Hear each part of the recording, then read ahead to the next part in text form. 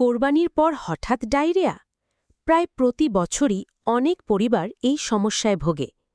কিন্তু কেন এমন হয় জানেন? সবচেয়ে বড় কারণ হল অস্বাস্থ্যকরভাবে মাংস সংরক্ষণ ও রান্না করা। কোরবানির পর অনেক সময় মাংস ঘণ্টার পর ঘণ্টা বাইরে পড়ে থাকে। গরম আবহাওয়ায় এতে দ্রুত ব্যাকটেরিয়া জন্ম নিতে পারে। আবার কেউ কেউ গরম মাংস সরাসরি ফ্রিজে রাখেন, যা পুরো ফ্রিজের তাপমাত্রা নষ্ট করে অন্য খাবারও ঝুঁকিতে ফেলে। আরেকটি সাধারণ ভুল হল একই ছুরি বা কাটিং বোর্ডে কাঁচা মাংস এবং রান্না করা খাবার রাখা। এতে জীবাণু সহজেই ছড়িয়ে পড়ে।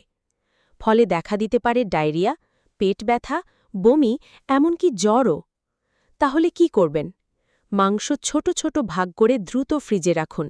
রান্নার আগে ও পরে ভালোভাবে হাত ধুয়ে নিন এবং অবশ্যই মাংস সম্পূর্ণ সিদ্ধ করে খাবেন। মনে রাখবেন, সামান্য অসতর্কতাই ঈদের আনন্দ নষ্ট করে দিতে পারে। ভিডিওটি শেয়ার করুন, সবাইকে সচেতন করুন।